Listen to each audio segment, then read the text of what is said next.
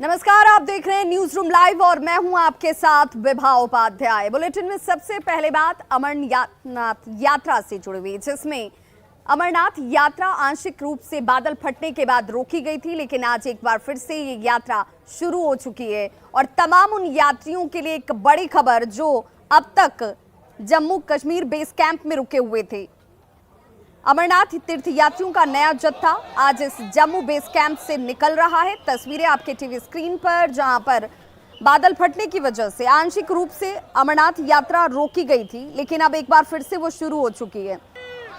कई श्रद्धालु जो यहां पर फंसे हुए थे, रुके हुए थे, उनका कहना है कि घर से इस प्रण के साथ निकले थे कि भगवान भोलेनाथ के दर्शन करने के बाद ही घर वापस लौटेंगे।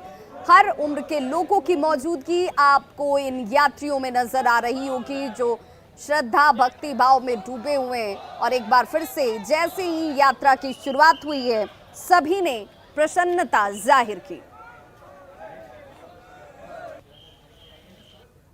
गुफा के नजदीक बादल फटने के वाक़े के बाद 2 दिन मुअत्तल रहने के बाद अमरनाथ यात्रा फिर से शुरू हुई है और अमरनाथ यात्रियों का एक नया काफिला जो है मुक़द्दस गुफा की जानिब रवाना हो रहा है। और आप देख सकते हैं कि यात्रियों में काफ़ी जोश और जज्बा है।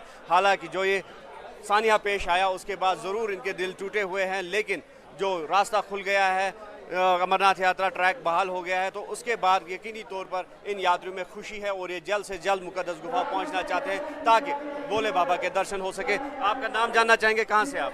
हम लुधियाना से भाई, पंजाब से। हाँ, पंजाब से हैं और हम अमरनाथ यात्रा करने पहले 2 दिन हम कांजीकुंड में रहे, ठीक है। उसके बाद तब भी जब उन्होंने अनाउंस किया तब हम बड़ी खुशी हुई कि हम आज जा रहे हैं।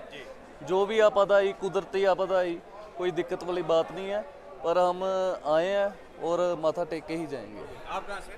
हम सर राजस्थान से, सीकर डिस्ट्रिक्ट से। तो अभी यात्रा जो शुरू हुई है, कितना प्रसन्न है? सर इतनी प्रसन्न तो हुई है, हम कल रात को गाजीकुंड में थे, तो जैसे ही हमारे को सूचना मिली तो एक उत्सव जैसा माहौल हो चुका। वरना हमारे को बहुत बड़ी चिंता थी कि हम इतनी दूर आके भी बाबा के दर्शनों से वंचित रहेंगे, लेकिन ये जैसे ही अलाउंस हमारे को मिला हमें बहुत प्रसन्नता हुई और हमारे पूरे ग्रुप को इतनी प्रसन्नता हुई कि पूछो मत बात। आप हमारी खुशी का कोई एहसास नहीं रहा।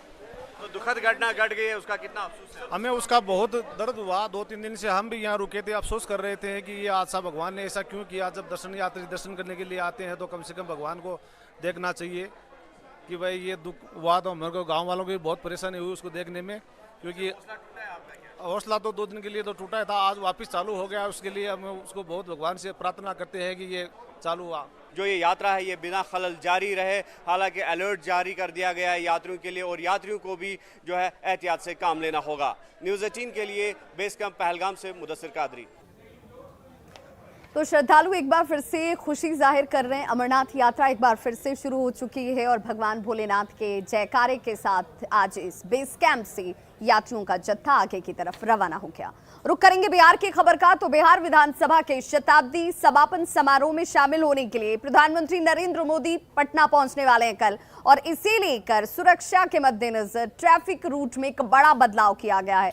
और ऐसे में तमाम उन लोगों को हम ये जानकारी देते चले जो कल राजधानी में मौजूद रहने वाले हैं। किसी कार्य की जरूरत की वजह से अगर आप सड़कों पर बाहर निकलने वाले हैं तो आपके लिए ये जानकारी बेहद महत्वपूर्ण है।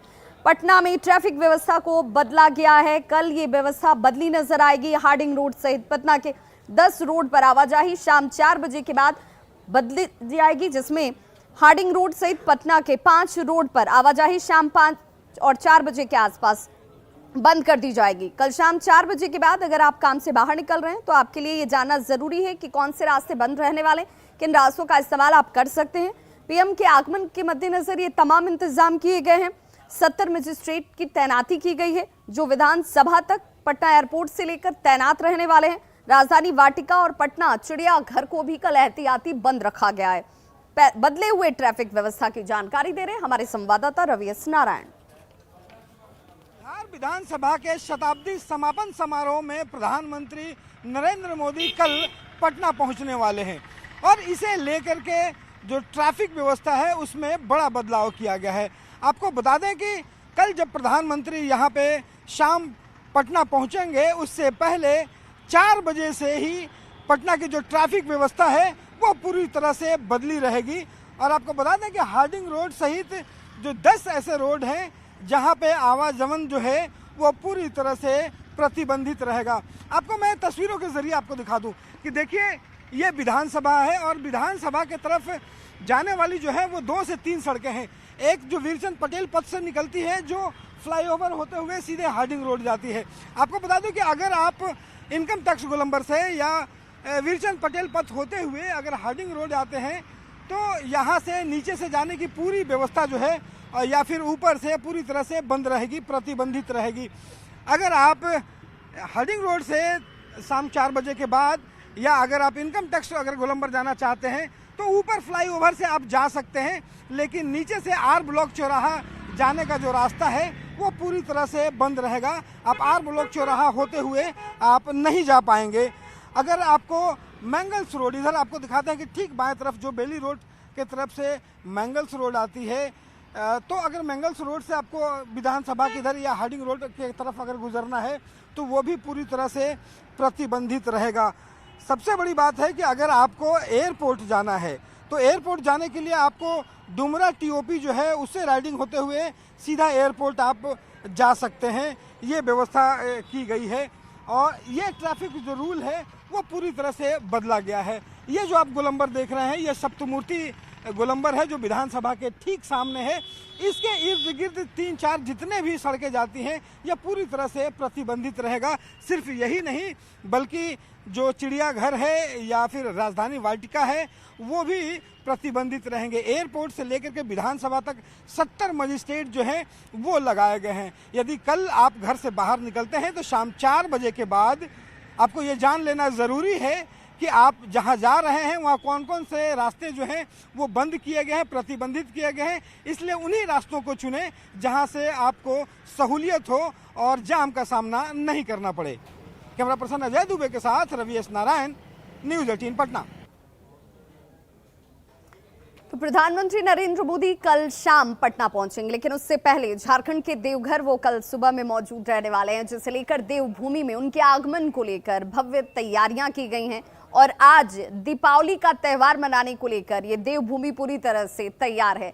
आज शाम 1 लाख दिए टावर चौक से लेकर वीआईपी चौक तक जलाए जाएंगे। इसके लिए 8 टीमों का गठन किया गया है। करीब 500 कार्यकर्ता इस दौरान मौजूद रहने वाले हैं। सभी कार्यकर्ताओं को दिए जलाने की जिम्मेदारी दी गई है, जो 10 मिनट के अंदर सारे दिए जलाते हुए नजर आएंगे। इस कार्यक्रम को लेकर लोगों में भी जबरदस्त उत्साह नजर आ रहा है। पहुंच रहे हैं जिसको लेकर तैयारियां जोर शोर से चल रही है।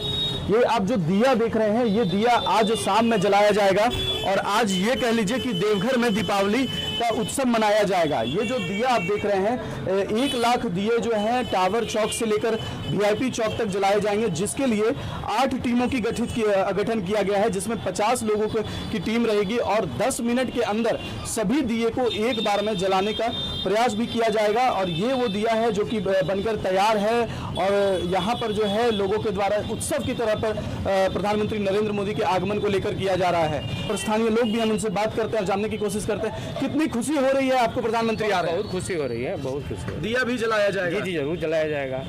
प्रधानमंत्री पहली बार देवघर आ रहे हैं? जी नहीं, दूसरी बार आ रहे हैं। पहली बार आए थे लेकिन दूसरी बार पूजा करेंगे? जी हाँ। कितनी खुशी हो रही है? बहुत खुशी हो रही है। देवघर का बहुत बड़ा विकास हुआ, बहुत खुशी हुई। यहाँ की जनता बम बम कर रही है बाबा का। एयरपोर्ट कितनी बड़ी सौगात है? बहुत बड़ी सौगात है। पूरी दुनिया दीवानी है, पूरी जिसका भारत दीवाना है। ऐसे व्यक्तित्व, ऐसे यशस्वी प्रधानमंत्री हमारे बीच, हम लोगों का सौभाग्य है कि वो आ रहे हैं।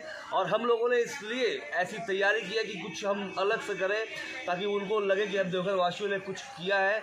और क्योंकि वो हमेशा संस्कृति और मिट्टी से जुड़े रहते हैं, इसलिए हम लोगों ने सांस्कृतिक रूप से ही उनका स्वागत की तैयारी की है। लोगों में काफ़ी उत्साह है और काफ़ी खुशी भी है कि प्रधानमंत्री नरेंद्र मोदी देवघर पहुंच रहे हैं और उसको उत्सव को लेकर मनाया जा रहा है। तो ये कह सकते हैं कि देवघर में आज दीपावली मनाई जाएगी। आषाढ़ महीने में देवघर में दीपावली मनाई जा रही है।